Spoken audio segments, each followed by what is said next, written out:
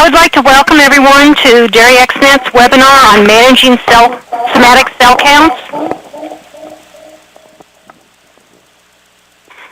I'm Donna Amaral Phillips from the University of Kentucky, and I'm the project leader for DAIReXNET.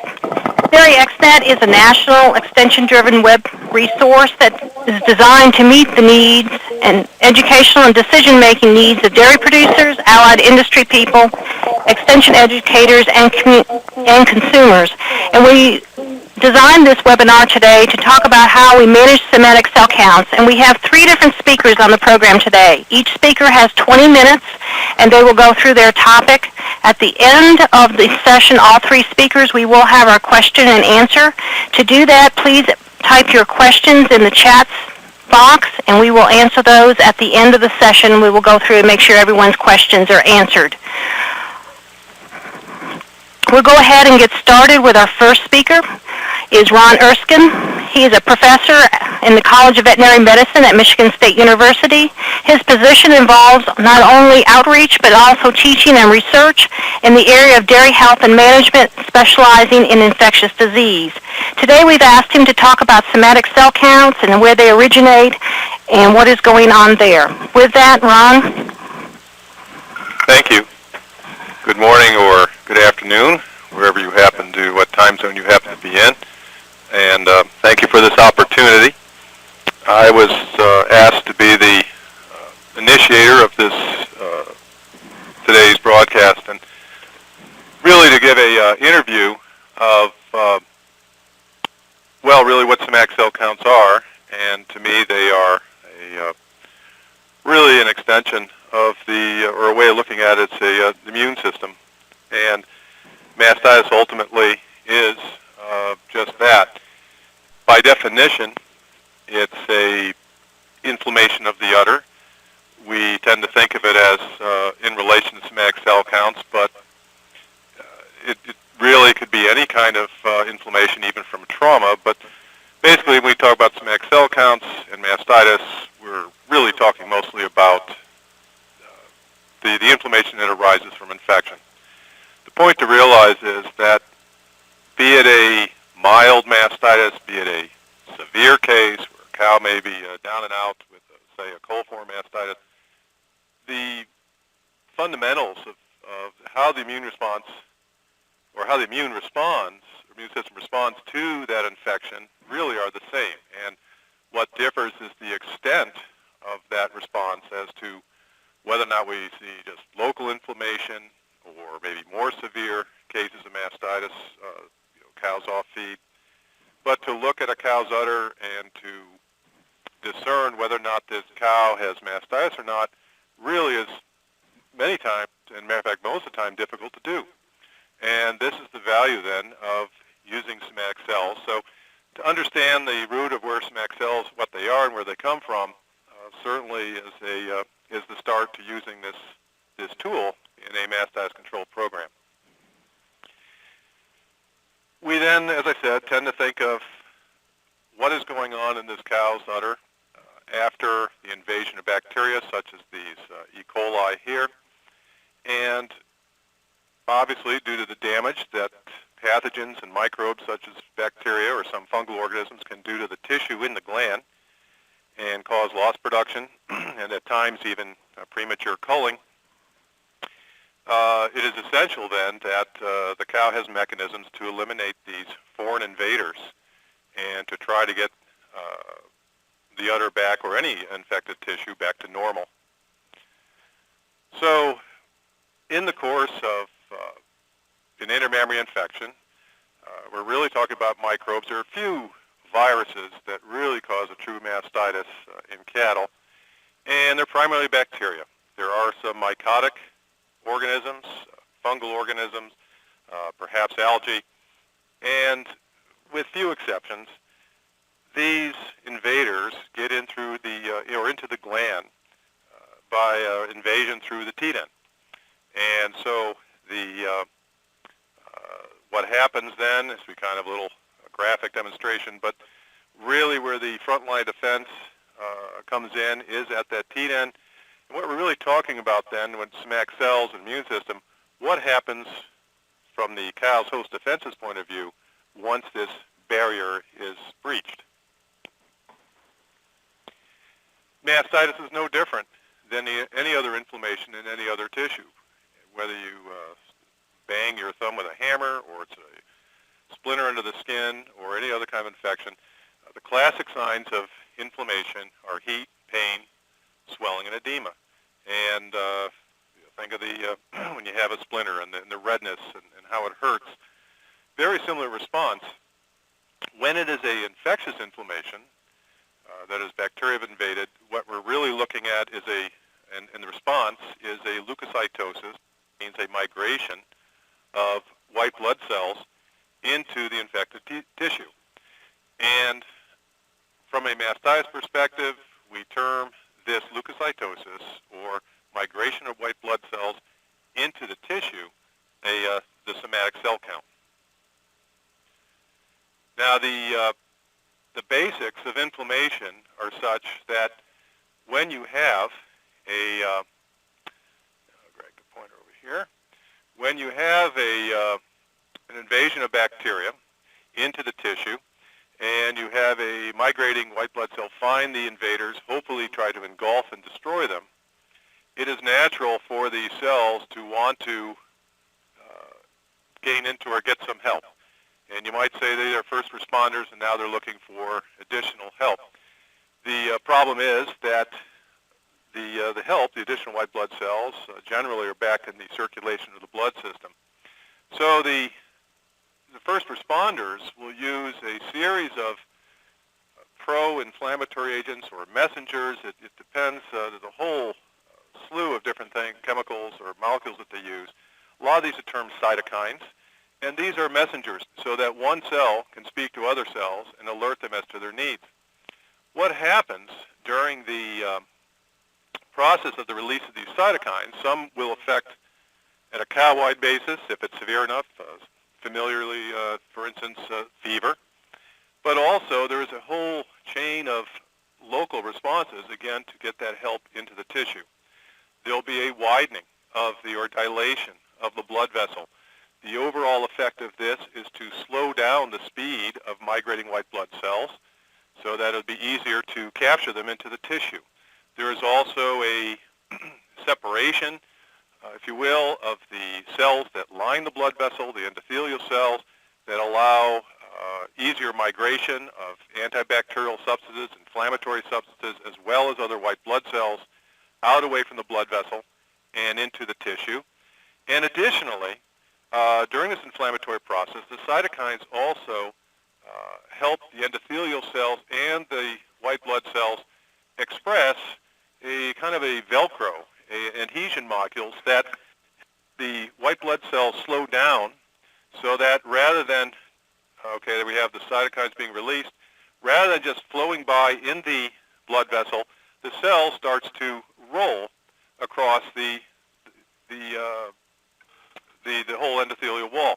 And then at this time, when it gets closer and closer to the infection, the Velcro, if you will, changes to a sticky glue, far stronger adhesion molecules that then helps the white blood cells stop.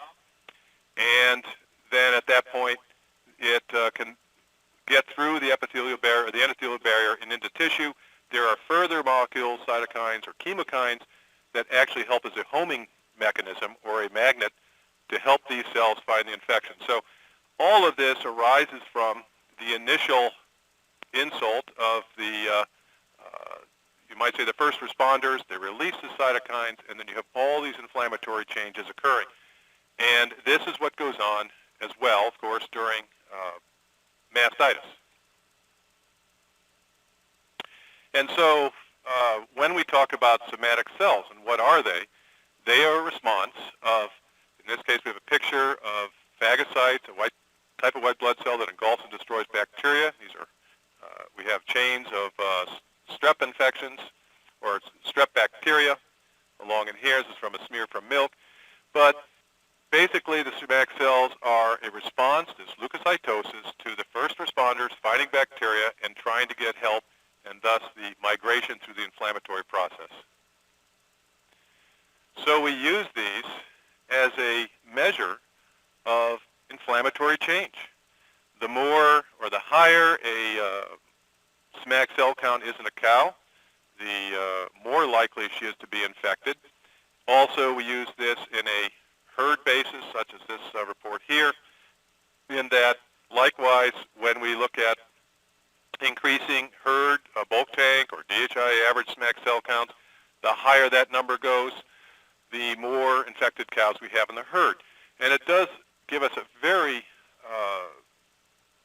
an excellent indicator, especially of subclinical infection, that mastitis that we can't see. Because by measuring this inflammatory change, we then have a handle on making some decisions, whether it be we're culturing cows or tracking our losses from mastitis, all based on indirectly measuring this inflammatory change. We tend to think this is a series of milk samples that were collected from a cow with coliform mastitis and a progressive, those would be 6 hours, 12 hours, 16, 20. We tend to think of course, some of the more dramatic changes, such as we see with clinical mastitis. And again, this is just the tip of the iceberg. But as you can see, as time goes on with the mastitis, although this is a rather extreme example, there is increasing number of white blood cells. There is increasing amounts of components in the milk from serum. And again, this is a dramatic example, but this is simply a inflammatory change, in this case, more severe than would be typically seen in a subclinical infection. The key, or one of the barriers, I think, to realize about this whole SMAC cells or the white blood cells in the udder is that we don't have a lot of a margin for error when we talk about therapeutic needs and trying to keep those cows healthy and a balanced immune system, because by compared to other tissues, such as in lungs or in the gut, the immune system, at least in a lactating cow, and especially when we look at phagocyte activity, these are the cells that are trying to engulf and destroy the microbes, their activity in a lactating cow's mammary gland is impaired relative to other tissues. And so what we have is lower numbers compared to blood, so there are just fewer first responders. Many of these cells will target fat and protein to engulf, and you might say they expend energy and time doing that rather than doing their job with the microbes. Lactose, that is the milk sugar, is not an energy source that these cells can use. They're very active cells, and they migrate a good deal, kind of like amoeba trying to search out the bad guys. And so once they burn through their glycogen stores, they quickly run out of gas and energy and have shorter life compared to other tissues. And then finally, these phagocytes, part of the inflammatory process is to use some of the serum proteins, and particularly those such as antibodies that are made from other immune cells. They help target the microbes for the phagocytes to engulf. These are also in lower concentrations in milk relative to plasma and other tissues. And thus, the bottom line is, when you look at the total picture of how the immune system reacts, despite all these SMAC cells in the gland, they're not as efficient as in other tissues. And this is one of the reasons I think we deal so much with chronic infections, and especially depending on the microbe, some that just can't be cleared out, such as Staph aureus in this picture, that was engulfed by these neutrophils, but might very likely not be eliminated. So the key is, of course, that, as we talked about earlier, that the primary immunity, the very basis for keeping infections out of the gland, is the teat or the street canal. And the other speakers will address more of how to use this knowledge to control. But when you consider that even though we have started this inflammatory change, that we have all these SMAC cells or these phagocytes in milk, but some of the issues we have, either that the bug is just tough to, or has developed resistance to the immune system, or that the immune lactating cow gland is not as efficient. We're really dealing already with our foot in a bucket once we have to rely on the immune system in the cow. And so again, not to spend a lot of time on this, but issues such as, or management, herd management, such as teat dipping, with germicides, and proper milking time and techniques, such as Jeff Reneau, of course, has done a lot of work on to try to prevent or try to maintain good teat end health, prevent over milking, are critical and really our first line of defense. The bottom line is that when you look at using somatic cell counts on a day-in, day-out basis, we, as I mentioned, these are basic indicators of how much inflammation or how much leukocytosis we have in the gland. And it is critical to consider what goes on the farm every day. And when somebody like myself goes to a farm, they may have a mastitis problem, a somatic cell count problem. The bottom line is that, of course, we have to encompass the total picture of a mastitis control program. And certainly what goes on in the parlor and milking technique, as suggested earlier, that we keep cows in a clean, dry, comfortable environment. The bedding, of course, is critical for to maintain this and to reduce that exposure on that teat end. So it has to be a total program and not one of just relying on using antibiotics every time we see a mastitis cow as our control.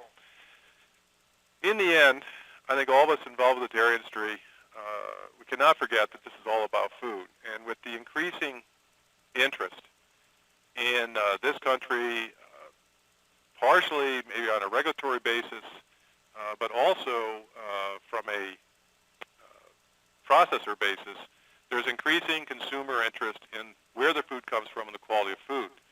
We've had plenty of examples, such as the recent salmonella outbreak related to eggs that have heightened or continue to heighten this awareness. There are debates over raw milk. There are debates over anabolic and hormones in milk. All of this really revolves around consumers' concerns.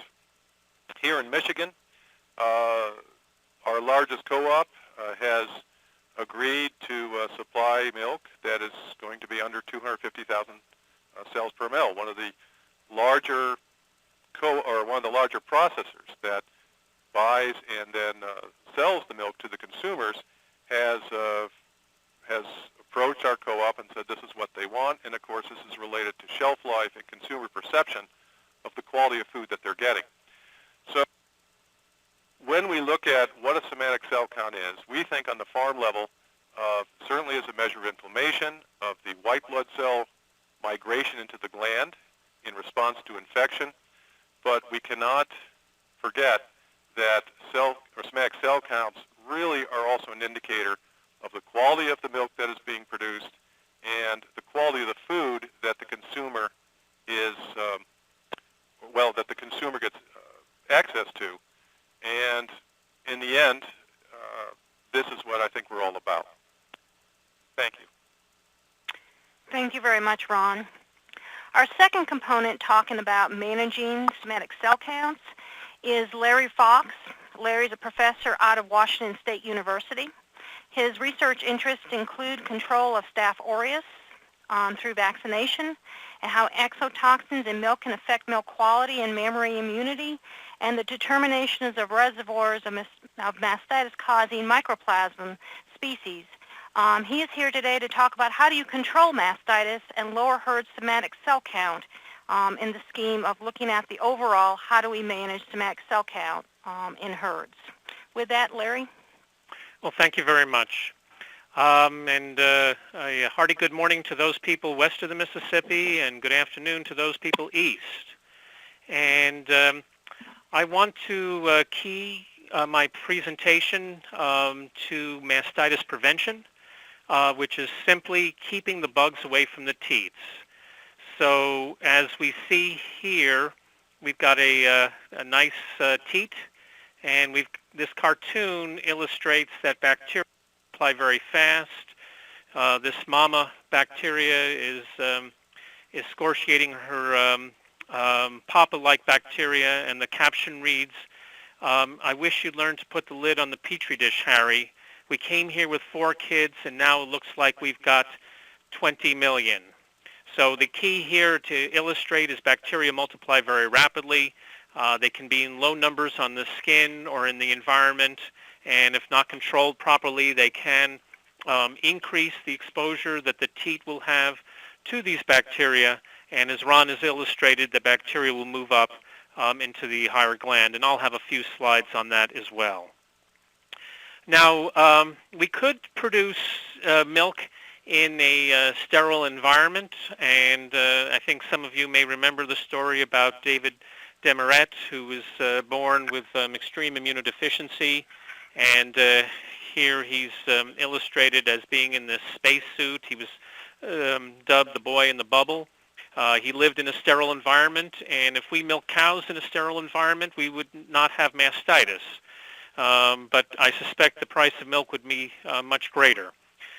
So we have to realize we live in a real world, and a situation where bacteria and the teat are constantly coming in contact, and the key to mastitis prevention is to minimize that. So the objectives of my discussion, number one, is to define mastitis, which is simply inflammation of the mammary gland, almost always caused by bacteria, and this was described nicely by Dr. Erskine. And I'll talk to you briefly about the Mastitis Triangle, discuss a little bit about the host immunity, and Dr. Erskine has also addressed that, and I'll briefly touch upon that to integrate that into my talk. I will discuss the mastitis pathogens, and then spend most of my time on number 5, which is describing how we can control the environment that will lead to mastitis abatement. And if we reduce mastitis, as Dr. Erskine has described, we will reduce the milk somatic cell count.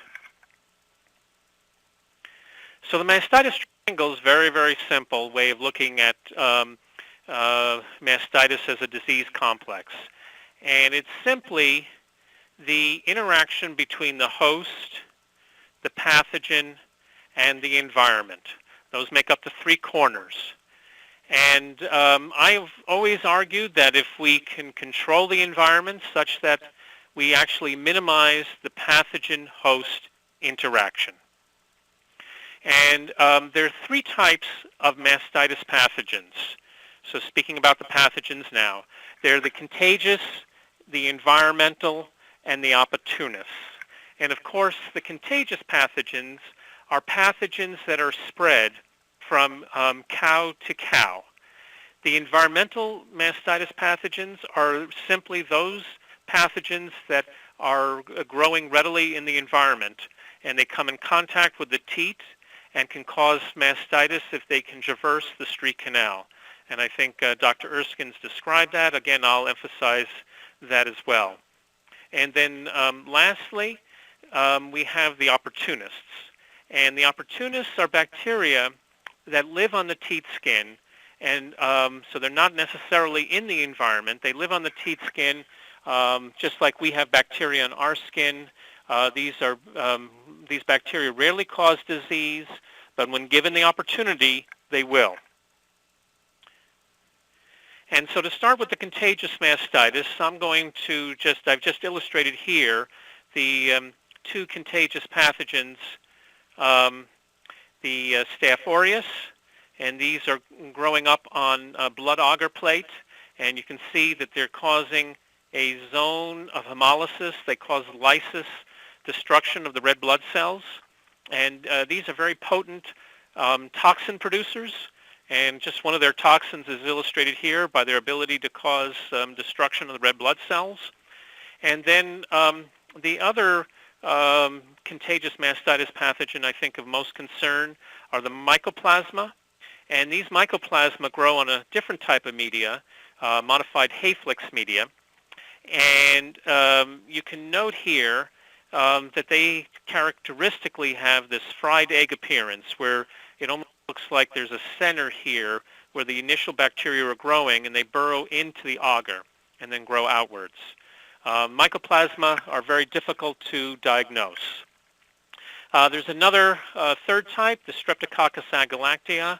The strep ag, I don't have illustrated here, but strep ag used to be the #1 cause of mastitis, and it turns out that they're relatively susceptible to a host of antibiotics. Staph aureus and Mycoplasma much harder to treat, and so Streptococcus agalactiae have largely been eliminated with the advent of antibiotic therapy, penicillin therapy that was available after the Second World War. So we rarely see strep ag in Washington State. It's probably less than 1% of all herds have a strep ag problem, but Staph aureus will affect upwards of 80 to 90% of all herds at any one time, and upwards of 3 to 10% of all cows. Mycoplasma we see a lot more in the western U.S., somewhere on the order of about 10% of all herds, but less than 1% of all cows. And so then we go to the environmental mastitis pathogens, and I think Dr. Erskine had a nice slide of the E. coli bacteria, and the E. coli are just one of the coliforms, and then the other one is Klebsiella, and the other major environmental pathogens are the Streptococci, namely Strep uberis and Dysgalactia. And these organisms will grow in the environment.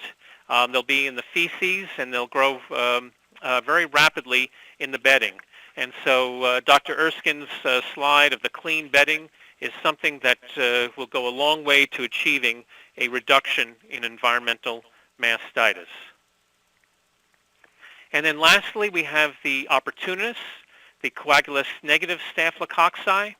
And again, these are organisms that reside on the teat skin. And if they get the opportunity, and here I have a picture of a teat skin that's the teat end which is eroded, and these bacteria can have more easy entrance into the through the street canal, and then they can make their way up into the mammary gland. So again, keeping the host healthy, keeping the teat end healthy, keeping the whole cow healthy will go a long way to mastitis control. So now the response. It's often been said that the first line of defense against an invading mastitis pathogen is the teat skin, and it's illustrated here. This is a tough, pliable skin, and bacteria may reside on it, but they can't traverse the skin. They can only enter through the street canal, and there's a waxy substance analogous to earwax, actually, that's produced by the interior cells of this street canal, and this is called keratin, and the keratin actually helps prevent the bacteria. It's a sticky substance. It's got some bactericidal and bacteriostatic properties, and actually helps prevent the bacteria from traversing the street canal to get into the milk. So if we look a little bit at the udder anatomy and understand a little bit better what's going on, normally we have lobes and lobules, and these are the alveoli, the milk secretory cells. They're literally a ball of cells, and many alveoli make up a lobule, and many lobules make up a lobe, and the milk traverses its way down into the udder cistern and then into the teat cistern. But to remember now, this ball of cells is a tight junction. These cells are packed very tightly together, and here is on a mammary alveolus, and the milk is being secreted from these cells into the lumen. And we have illustrated here a blood capillary, okay? And as Dr. Erskine told us, there's these milk neutrophils or leukocytes. Specifically, we call them polymorphonuclear leukocytes because it looks like they have several nuclei, but it's just one cell with one nuclei. And so we call them PMNs or neutrophils, and they should remain in the blood, and milk should be produced by the alveolus. In the case of an intramammary infection, what we have here are bacteria that appear in the milk. The bacteria, as I pointed out, produce toxins. They will cause the cells, these toxins alarm the cells. They will marginate, they will move to the membrane of the alveolus. So they're leaving the blood capillary to the membrane of the alveolus, and their next attempt is to get through the alveolus to phagocytize or eat the bacteria. And so here we see the PMNs moving between these cells. The cells are starting to look a little bit misshapen, and these tight junctions are going to break, and this is going to cause a disruption of the milk secretory cell process. And then lastly, we see here the milk secretory cell, the PMNs, the leukocytes in the milk alveolus, and they're starting to engulf the bacteria. More cells are moving from the blood and pushing their way through the tight junctions of these alveolar milk secretory cells, and I think you can readily envision how these cells are going to become very leaky, and I think Dr. Erskine's slide of the changes in milk secretion from that one cow that had E. coli was very, very telling. You notice that the composition of milk started to look less and less like milk and more like blood. Well, this illustrates that very, very nicely, because components are going to be leaking out of blood and they're going to be leaking into milk. And that's the process there. Okay, so the milk leukocyte is the sentinel for mastitis. More leukocytes mean the probability of having a mastitis infection increases. And again, these are the milk PMNs that they call polymorphonuclear, because it looks like they have several nuclei. And what they are is, again, the Pac-Man type of cells. Their job is to phagocytize or eat the bacteria. So let's talk a little bit about control practices. You have the basis of mastitis. You know what types of organisms there are. We'll start with the contagious mastitis pathogens, probably the pathogen type that can be controlled mostly in the milking parlor. And basically the objective here is to reduce the amount of bacteria on the teat skin. Recommendation is for disinfectant in the wash water. I'm just going to use iodine as my standard. That's because iodine can be used in backflush, it can be used in pre-dip, it can be used in post-dip. Most people have an idea of what iodine teat dips look like, and we can compare between backflush concentration, pre-dip concentration, and post-dip concentration very well, thinking about the iodine disinfectants. That's not to say that there are not a lot of other good disinfectants on the market, and the National Mastitis Council actually summarizes disinfectants and the research results on those disinfectants every year. So every year there's an updated summary on that. So just using iodine as the guidepost here, in the wash water it should be 10 parts per million. In a pre-dip, it should be 0.1% iodine, or 10,000 parts per million. After the iodine disinfectant is placed on the teat, either in the wash water or the pre-dip, single-service towels should be used to remove that and to massage the udder. Cloth towels are becoming increasingly more popular.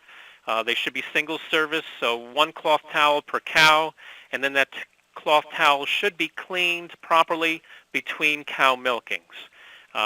We've done a little research on this, and actually just a hot water wash is sufficient. Some people like to add bleach. That's great. The cloth towels don't need to be dried, but some people like to use dry cloth towels, and of course that's a little bit more expensive, but you have the cost of the dryer and maintaining the dryer. Paper towels are fine if they're used one cow per towel, except some of the dairies out our way, there's You know, thousands of cows that are being milked 3 times a day. Some dairies could be getting rid of more than 10,000 wet paper towels per day. It's a little bit of a burden that way. Disposable rubber gloves should be used by the milkers to prevent spread of bacteria from not only teat to teat, but cow to cow. Then after milking, and avoidance of over-milking should be applied. Post-dip, and I'm using again iodine as a reference, 1% iodine post-dip would be recommended. And then I would recommend backflush, coursing water and iodine disinfectant through the teat cups at a level of about 100 parts per million, or 1 liter, and 1 liter per cup, or a gallon per unit per milking. Segregation can be applied to those cows with contagious mastitis. I think it can be illustrated here very nicely that if this cow has contagious mastitis, you don't want that cow to spread it to other cows, so segregation is a good way to go. I would not put segregation ahead of milking time hygiene. That's where I'd spend most of my time first, and when I was sure that all of that was in place, then I would look at segregation, and then culling as a last resort. Environmentals, cleanliness is next to godliness. Keeping the environment clean and dry, and making sure that bedding is clean and dry as much as possible. Raking down the bedding daily, adding fresh bedding once, twice, 3 times a week, maybe to anticipate the worst months. If you know that, such as in California, the monsoons hit in February, March, April, maybe that's a time that you spend more time cleaning the bedding than you would do in the drier months such as July, August, and September. But cleanliness in terms of control of environmental mastitis is next to godliness. The opportunists are, again, pathogens that reside on the teat skin, these coagulase-negative staphs. Teat dip is very effective at reducing them. It won't eliminate them entirely.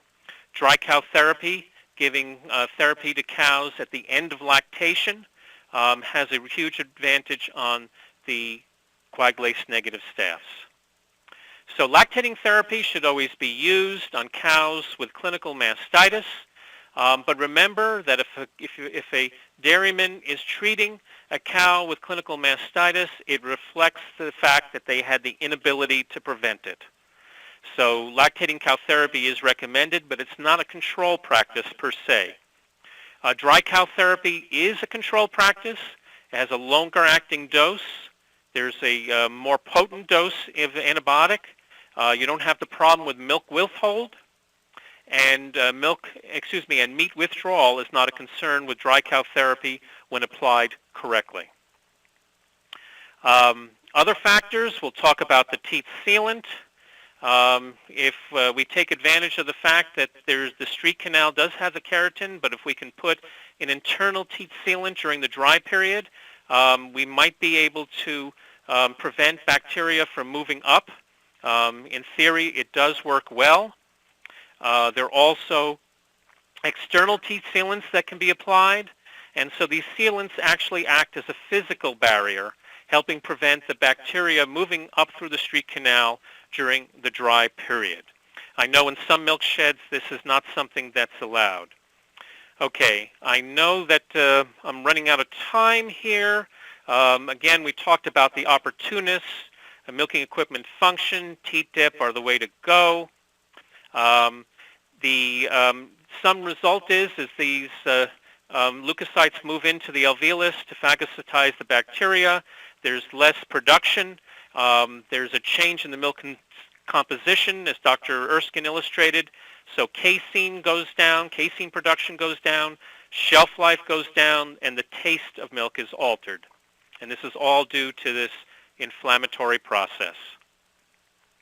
And so milk becomes more salty, there's less sweet because there's less lactose, and there's just a decrease in the ability to make good milk. So mastitis in a nutshell causes milk quality and quantity to suffer. So I think in my webinar today, I have defined mastitis and described that triangle, talked to you a little bit about host immunity, and highlighted some of the great points that Dr. Erskine talked about. And we talked about the mastitis pathogens, the contagious pathogens, the environmental pathogens, and the opportunists. And we described how we can control the environment to lead to a mastitis abatement and to the reduction in somatic cell count. Thanks very much. Thank you very much, Larry. We'll go ahead and get into our last component of our webinar today. It is using records for high somatic cell count and mastitis problem solving. We've asked Jeff Reneau to come and talk to us about that. He is from the University of Minnesota, and his research interests include mastitis control, applied dairy cattle management, statistical process control, and milk quality and safety. And today he's going to join us and talk about how we use records. With that, Jeff. Thank you, Donna. It's good to be here. I guess I grabbed that baton from Larry and take it on home here. I've got too many slides, as any extension person usually has, so I'm going to go fast. But I left a lot of slides on here because I thought it would be good to have a problem-solving template that you could go back and look at. I'm going to emphasize using the records because they are a critical part of this mastitis problem solving. I'm going to start my presentation kind of differently. I'd recommend you all go and read this children's story by Kipling. It's really an interesting story about a very curious young elephant who's annoying his parents from asking so many darn questions. And at the end of this story, he has this poem, and he kind of reviews all the questions. The funny part of this thing is it's become a formula called the 5 W's and an H of problem solving, and it's used in almost any kind of investigative approach, including in veterinary medicine and others.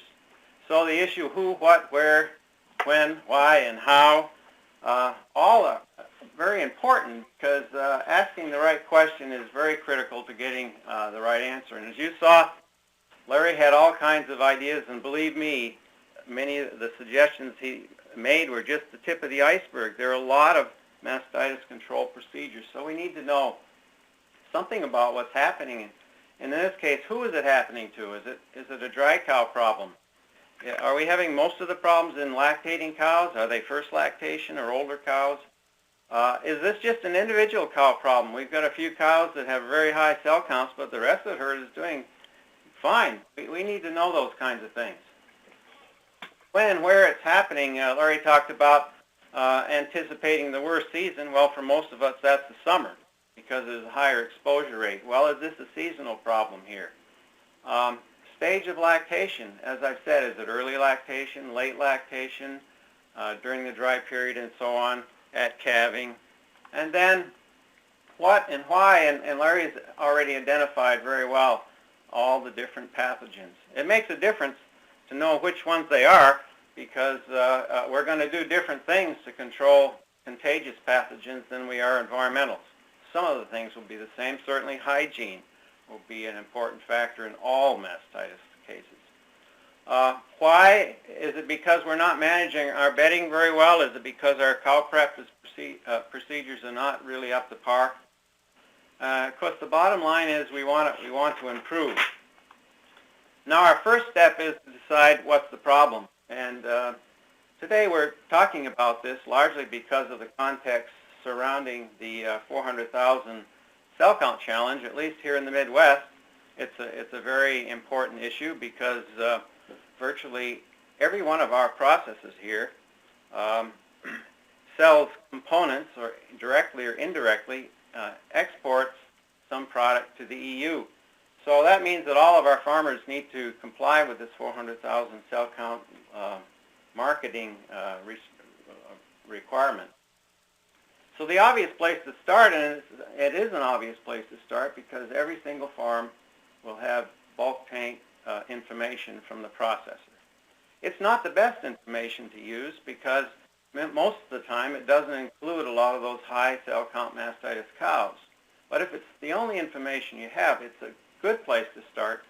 And if we organize that data so that we know the mean. And in this particular control chart here, we have, whoops, I got to turn this thing on, the mean and the variation, the pickup to pickup variation. Those are very important things for us to know. And I'll show you why. This was a fairly large study that we did, and we were asking the question, what's the probability that any one of our producers on any day might have a cell count greater than 400,000? We had a large data set. I won't go into the details of that, but if you remember in the glance at that previous slide, it showed that herd had a 251,000 cell count, and it had a variation of 54,000 between pickups, which is quite high. Well, if I look on this probability grid that I have here, and I'll turn on my pointer again, here we have 251,000, and here we can see we have in this range here is where our 54,000 variation fits. And this would say that this herd, even though it's 250,000, has a between 33% and 55% chance that in the next 30 days it's going to have at least one pickup over 400,000. So you may be wondering, gosh, if it's that hard, how can I possibly get under that 400,000? And that was a question we were having too. What we did is I asked the graduate student that was working with me to look at all the herds in this data set that never once had a cell count over 400,000, and what was their mean and what was their pickup to pickup variation. And you can see here 171,000 and a plus or minus 29,000 on pickup to pickup. Well, that may make some of you worry a little bit. I think some of us who are in this 300,000 or above category, you can see that the lower the variation you have, the less chance you're going to have of having a cell count over 400,000. But if you've got the double whammy of having a fairly high cell count and high variation, it's almost certain that you are. So all of the things that Larry was talking about in terms of control are going to be critical to you. So hopefully you have more than just bulk tank results to work with, but if you only had those, you could probably solve this overnight. If you were willing to get out the CM paddle and CMT every single cow and then segregate milk using a quarter milker, you could get your cell count down overnight. But unfortunately, this, you'd win the milk quality battle very, over the short term, but you would still be losing the mastitis war. And so we need a lot more information than that. And to make all of this make sense, we need to define the problem. And to define the cell count problem, or mastitis problem, we need on-farm records or DHI records. That is very essential. And a component of those DHI records is monthly, and I emphasize monthly, individual cow somatic cell count tests. Because all of our new infection rate calculations and everything are built upon the assumption that we have monthly, at least monthly, individual cow cell counts. Of course, clinical mastitis records would be important too, and unfortunately, across the U.S., only about 25% of our producers are keeping adequate clinical mastitis records. They would be very important to help us as well. Farm observations, obviously, and then, as Larry's pointed out already, the importance of culturing to complete the picture. Now, in class here on campus, I make our students memorize this formula here. The level of herd cell count equals the number and the duration of current infections and the rate of new infections. Some of the things that Ron talked about in terms of the cow's own immune system, of course it's important to have a strong immune system if we're going to minimize the number and duration of infections. So good nutrition, some vaccination programs for our coliform pathogens and so on would fit in there. But the large majority of everything we do to control mastitis has to do with controlling new infections. So knowing something about the new infection rate in the herd is going to be really a critical measure for us.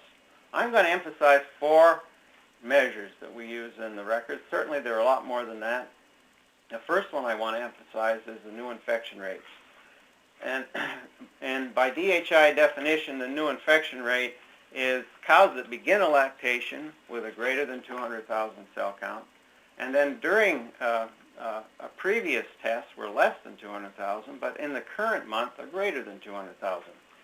And we've been using this for here in Minnesota for pretty close to 30 years now, and we've learned that herds that are somewhere in that range of 4 to 7%, and they can maintain it at that, they're usually improving. Their cell count is going to at least not get higher, and usually it's going to get better. And then if they're in that range where they're 8 to 12% new infection rates, they're just treading water. You know, they're getting as many new infections as they're getting cures, and they're just not able to get anywhere. Anytime we see high new infection rates, you can almost be certain, you could almost promise that producer that they're going to have their cell counts go up. So new infection rate is a very sensitive indicator of what's going on in the herd and whether or not what we're doing is really working. Of course, we want to know how bad the situation is. So the percent of animals that are greater than 200,000, and I should have mentioned earlier, 200,000 is a threshold setting that we use in composite milk samples to distinguish between animals that are more likely to be infected than not. And we are using as a goal less than 20%. If we have herds that are less than 20% infected, these are herds that are going to be 200,000 or less. And then we're interested in those number of chronic infections as well, because if we have a high component of chronic infections, some of them are like those stubborn infections that Larry talked about, Staph aureus infections. Occasionally we'll have some of those persistent environmental streps like strep uterus as well. But these are cows that have had 2 or more months higher than 200,000, and some of them even get a lot higher than that. They drag that cell count up. And so they're an important number that we want to look at. The fourth measure that I want to talk about is the average linear score. We don't use that number as well. We don't get paid by average linear score. We're paid by the cell count number. Intuitively, we don't understand it as well. But I always put it this way. The raw score is probably our best measure for milk quality, but the linear score is the best measure for udder damage. And it's because of that that we can use the linear score to calculate losses. And as a pie-in-the-sky goal, we'd like to see 80% of the herd less than a linear score of 4, which would be under 200,000. And 90% of those heifers down in those scores of 1 to 3. Pretty high goal, but it is possible, and I'll show you. Well, this is the herd summary that Minnesota DHI uses, and herd summaries can be, or any of these records can be intimidating. There's a lot of numbers. Our DHI here has done a very nice job at developing this cell count handout that we've used, the handout we've used this summer at our field days. And it kind of breaks it down. If we can break it down into smaller components and look at it, it's easier to understand. I think most of our DHI organizations do things like this, and it is very helpful. I want to pick a couple things here. This is one of my favorite summaries, and you notice that Ron showed this summary on the DAIReXNET report. Very similar, but they use different days in milk breakoffs. Here, I want to get that arrow going again. It's a yearly summary, so for small herds this is useful because if you only have 50 cows in a herd, you don't have enough numbers unless you accumulate those over the whole year. You notice this particular report, this 5,400 samples, this is a 500 cow dairy. And we're looking at all of those cows that are greater than 200,000. We're looking at by lactation number, first, second, and third, and all of the cows, and then by days in milk. This is first test day, and then mid-lactation and late lactation. Very helpful. As you can see, this herd is doing a tremendous job. This herd has an annual DHI cell count of 75,000. Excellent for a 500 cow herd. And they have very low numbers of cows that are calving with high infection rate. We'd like to see 20% or less. They're certainly doing a lot better than that.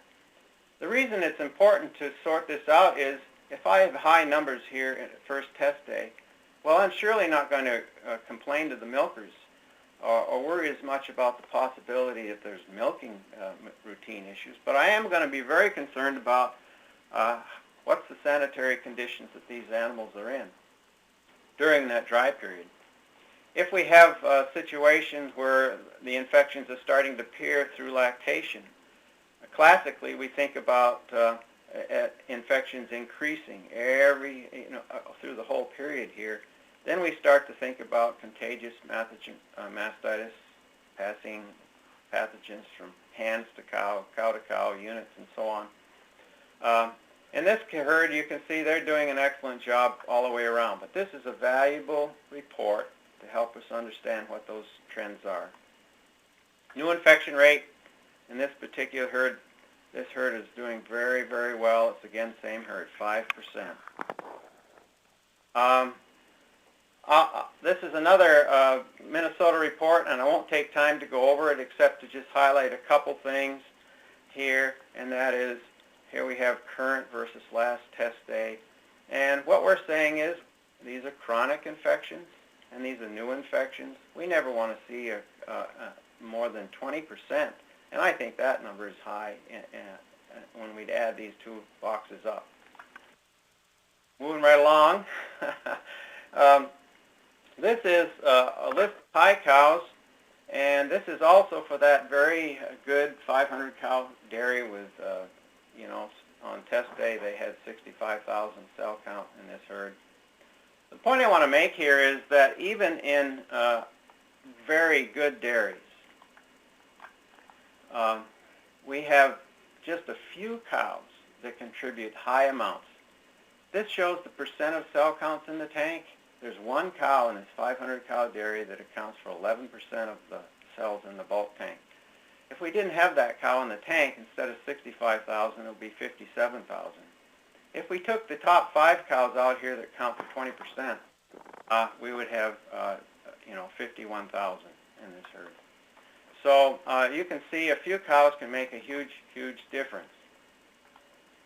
There are softwares that you can use, and this one is a plug for Herd Detective, and I would say you go to DAIReMS, and if you're a consultant, this is an excellent way because it imports data from any record system and outputs it in all kinds of graphs and helpful ways to work with your clients. Okay, what's the bacterial causes? Larry went over this very well. It's an important part of this puzzle. We need to look at it. I think to put it all in context, we certainly need to consider farm observations, because once we see what's happening at the farm and how things are being done, all the numbers that we've collected start making a lot more sense. Then we can generate a list of possible causes, and I would emphasize the word team here. We should get our team together and discuss what are the causes and develop some plan of action. We've used the cause and effect diagram, and you can find a fact sheet on this on our website if you want to know more about it. It's a nice way to look at the system. We circle those areas we want to do something about, develop an action plan. And here again, it's important to be very specific. Who's responsible? Who will train the people? When will we start it? And so on. And then we carry out this plan. I'm going to skip over this and get to the last part, where records once again are critical. We should never implement some intervention to help us in improving our cell count of mastitis circumstance without also having a way to monitor progress so that we can know for sure, are we getting better, staying the same, or getting worse. And you'll see some of these are pretty much like the same ones that I've mentioned before, bulk tank cell count and the DHI cell count, which is probably the better measure. New infection rate for all the cows, new infection rates for the fresh cows, and I put some suggested goal levels in here for you. Chronic cows, the percent of cows in the herd that infected. Didn't talk about clinical mastitis much, but certainly that is a critical one and a suggested goal in the bulk tank cultures. Point out that no single monitor is perfect, so it's best to use multiple monitors where you can. And then, once we put this plan in place, we should be patient. And I'm going to make my final add here and add to Ron's. There's considerable concern about this, but I'm telling you, I believe milk quality is a win-win for everybody. The cows, the producers, and certainly the consumers who are more concerned about it these days. So with that, I think I'm just a couple minutes over. Sorry, Donna. I'll turn it back. That's fine. Thank you. Thank you very much, Jeff. We'll go ahead and get into questions that we have that have been posted throughout the webinar here. And I believe the first one that I saw, and then there was two that are very similar to that, related to cows spiking in cell count. Basically, why do cows spike in cell count to 4 million or more, or be up there 3 days and then back down within a few days? Can one of the speakers address that particular question? I'll let whoever would like to address that one. Yeah, I think Ron can address that. I think so, too. Well, there are a couple possibilities.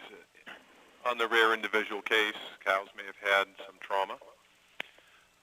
If, however, there's such as heifers having edema or cows who've been sampled soon after calving.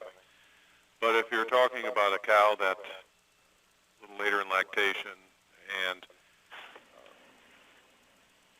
you see a sharp rise in SMAC cell counts, that is almost invariably a response to a foreign body, i.e. probably a pathogen of some sort.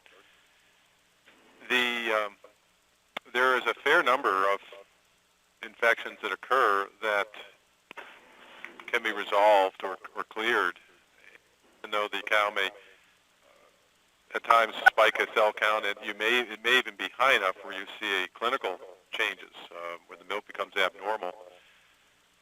The best guess is, at least on an average basis, that there are still 30 or 40% of the infections, perhaps more, during an lactating cow can resolve on their own, and that's because the immune system is doing its job.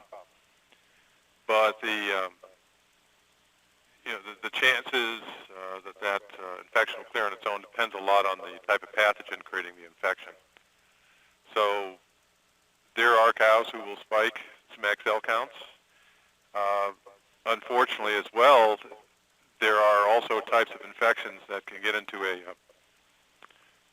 carrier-type state. Mycoplasma is one, but as well as with other pathogens, where in that balance between the amount of bacteria that recruit white blood cells into the gland and the white blood cells themselves, sometimes the immune system gets the upper hand, and then the bacteria are reduced to such low numbers as to no longer be eliciting or causing that march of the leukocytes into the gland. At that time, the white blood cell numbers will lower or almost go back to normal. And this period of what's quiet time between the next relapse may occur just for a few days, or there are cases where cows may maintain a relatively low cell count but then flare up even into a next lactation. So it's a game of cat and mouse, almost like whack-a-mole between the SMAC cells or the white blood cells and the pathogen. Hopefully the infection's resolved, but there are plenty of cases where there's almost a cyclic up and down numbers of bacteria, and then following with the white blood cell count, and it goes up and down, up and down. So that's probably the biggest single cause. Jeff or Larry, do you want to add anything to that? No, I think you covered it quite well.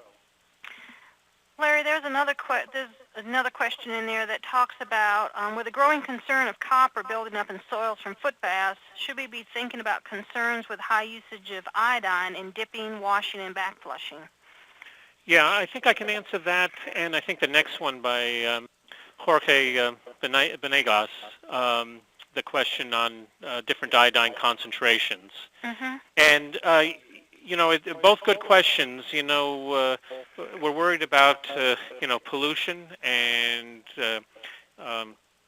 getting too much of these compounds into the environment.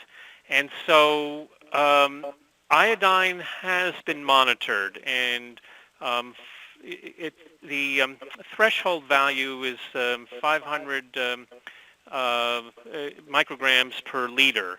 And so it's something that we don't want to get into the milk. And when I first started my graduate career some 35 years ago, there was a lot of concern about this, and especially with the advent of pre-dipping, adding iodine to the milk supply. And so there were some investigations, and they found out that most of the iodine from milk at that time was from the treatment for foot rot using EDDI. And so that was actually sort of banned, frowned against, and the iodine concentrations in milk have really come down. So the contamination from the teat really isn't that much of an issue. Having said that, the pre-dip, I would recommend a 0.1%. Some people would argue there's not enough iodine concentration in there to kill the bacteria, and maybe a higher percentage, a 0.25% or a 0.5% iodine would be the way to go. However, really the contact time is going to be minimal. 0.1%, and the choosing a good product that has a lot of freely available iodine. So just because an iodine disinfectant has a higher iodine concentration doesn't necessarily mean that it's better formulated to provide an active iodine interacting with the bacteria. And so using a good product at a 0.1% iodine, you'll probably minimize the possibility of contamination from the teat skin in residual iodine getting into the milk. And so I sort of thought about tying those two questions together, and that's why I recommend a little bit lower iodine concentration on the pre-dip. But I think the overall thought of iodine in the milk supply is a concern, something we should be monitoring. But as long as we're doing things right, I don't think it's a problem. Thanks. Anybody else? Jeff or Ron, do you have some thoughts to add to that? No. No, I think you nailed it. Jeff, there was a question about how do you find the one of your graphs that you showed, the list of high somatic cell count cows?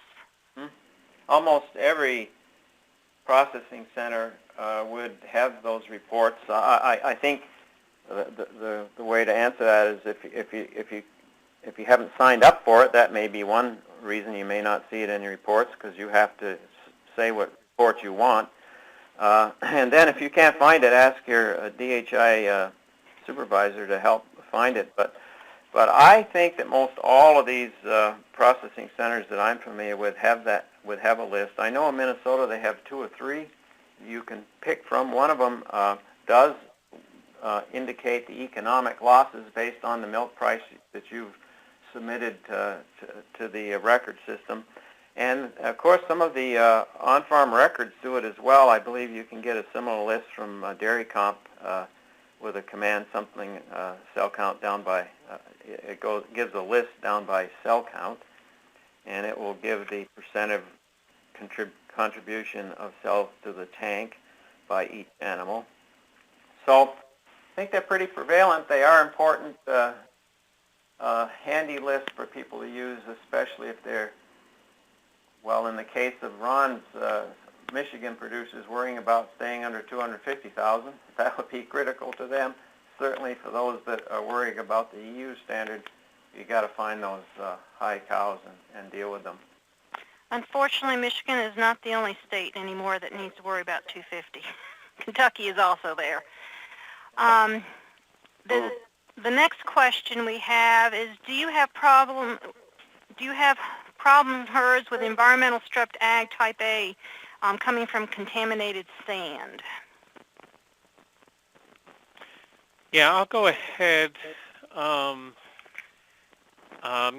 with human defects. Is that what the next part of that reads?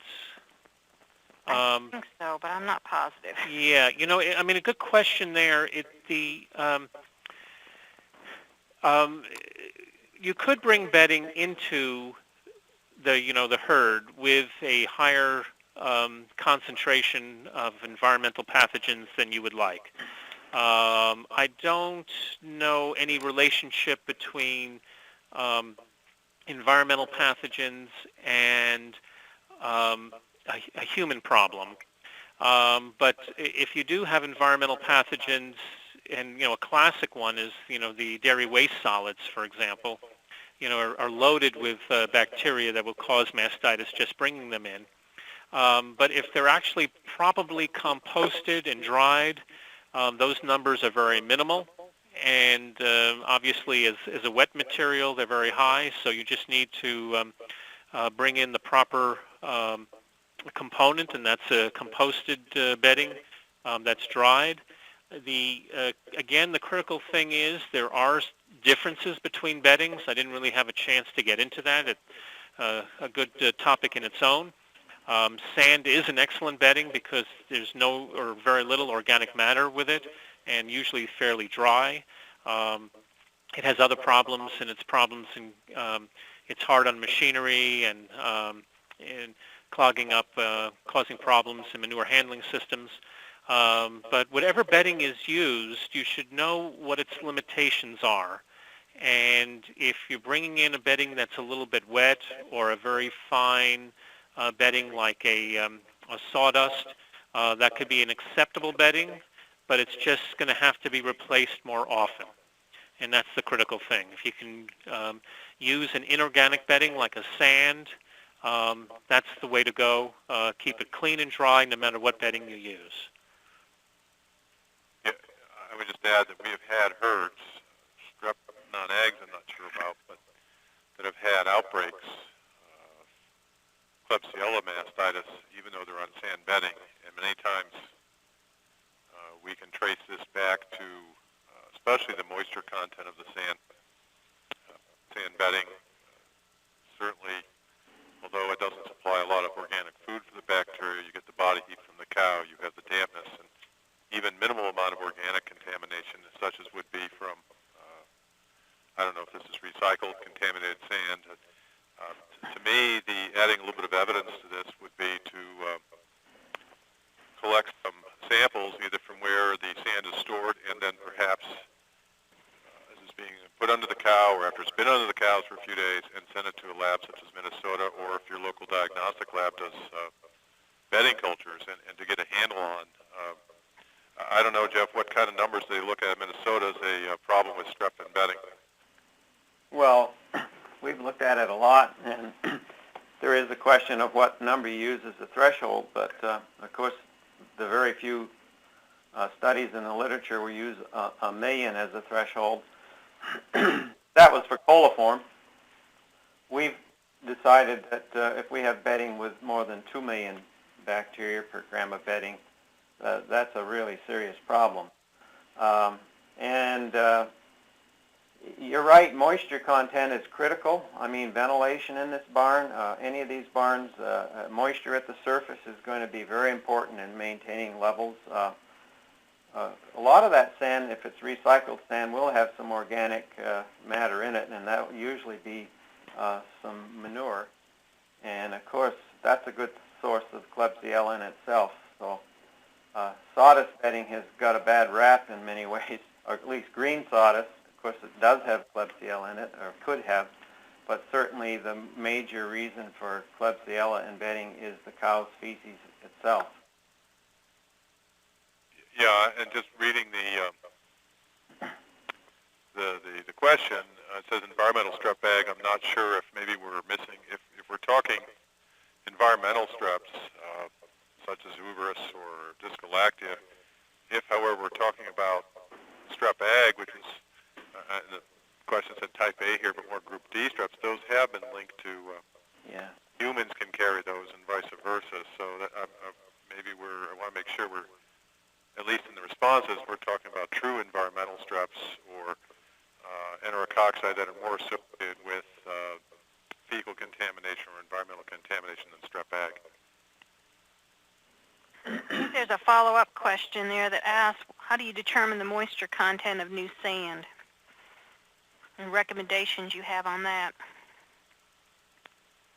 You can use a Koster heater much as you can for a TMR sample to figure out the dry matter content. As far as where it should be, off the top of my head, I wouldn't want any more than such as even something like dry hay or grain, so probably under 15%. Again, Jeff, do you guys do any of that at the... Yes, I would agree. It's going to be hard to get it there, especially if you have a lot of rainy, humid weather. Right. But it's been pretty clear in a lot of studies that we certainly should have this bedding stored inside, unless we're in the Southwest, where you may not need to. In our climate, we certainly need to keep bedding covered, and just for that reason, to keep it as dry as possible. Okay. There's another question in the chat box that looks at the likelihood, what is the likelihood of a cow contracting mastitis from a milking unit should a drop of vacuum occur in the string on the side of a parlor? Example, possible backflush into the teat. The classic reintroducing the bacteria. Question on backjetting. I'll jump in. This is Larry. This became a question a couple of years ago that Graham Mean addressed at the NMC, and I asked him after that, what is the contribution of milking equipment, and we're talking about backjetting, to mastitis. And his estimate to me was less than 20% of all mastitis is a result of backjetting. So anytime there's a drop in vacuum, a problem with unequal pressures at the teat end versus at different parts of the line, that's going to occur when a unit falls off or even a whole side falls off.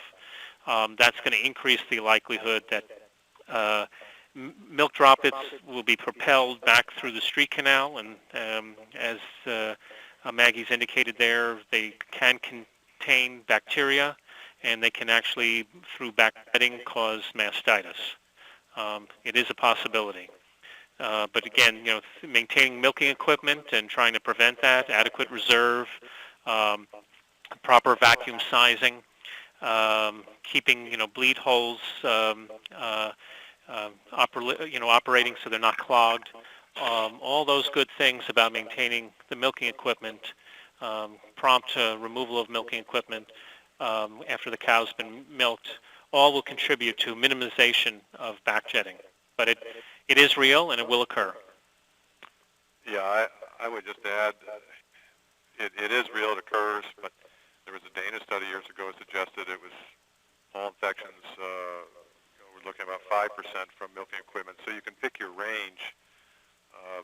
I think the gist of it is, in an ancient history, when I was in my grad program in Pennsylvania, we looked at the differences between high and low SMAC cell count herds, and the biggest differences were T-tipping after milking and dry cow therapy that delineated between the two. And this is not to say that equipment isn't important, but much of what we just talked about, how things are done in the parlor, how the cows are fed, the stocking rate, how clean the udders are, the bedding, all of these in the long run will generally have a far bigger impact on SMAC cell counts or mastitis than the equipment.